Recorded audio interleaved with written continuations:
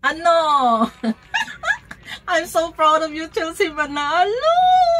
Diba sinabi ko nga, talagang meron at merong nakalaan talaga para sa'yo. O diba, meron talagang purpose para sa'yo sa ibang bagay. So ngayon, si Miss Universe Chelsea Manalo natin ay tinagurian siyang Continental Queen ng Asia.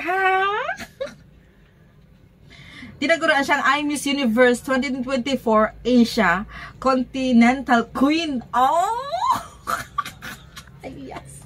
So, hindi pa rin tayong uuwi na luhaan. I'm so proud of you, Chelsea Manalo! Sabi ko na nga ba eh. Yun na sinasabi ko, talagang meron at merong nakalaan talaga para sa'yo. Oh my God! Oh... Kasi nakita naman talaga eh. Nakita nila. So, dito ka talaga nakalaan. Dito ka nakatalaga. So, yun.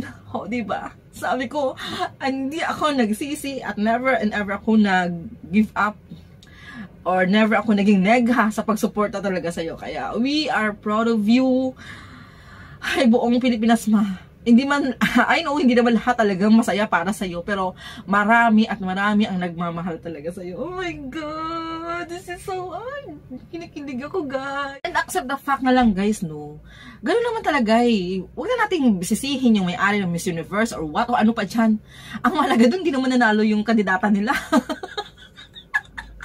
Yun nga ang cheer ko talaga kanina eh. Hindi kayo manalo Mexico at Thailand.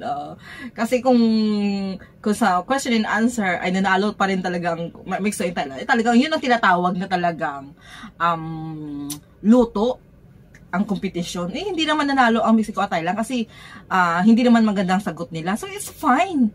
So, malaking bagay to para sa ating karangalan, sa ating Miss Universe Chelsea Manalo. So, we have to be positive pa rin. And accept na natin ang katotohanan. That's it naman. As long, diba? Sabi ko nga sa umpisa pa lang, never tayo mag-expect ng 100%. At sabi ko nga kay Michelle D, ginawa naman lahat ni Michelle D, wala nangyari. Pero at least, ito, maganda naman ang resulta. Hindi siya, talagang hindi ba nakadismayado ang resulta. Kasi alam naman talaga natin na ginawa ni Miss Universe Chelsea Manalo, pero mas marami pa rin nakakalamang talaga sa kanya. So, that's it. That's the competition. At meron talagang nakalaan din para talaga sa kanya. So, wag na tayo maging nega. Stop.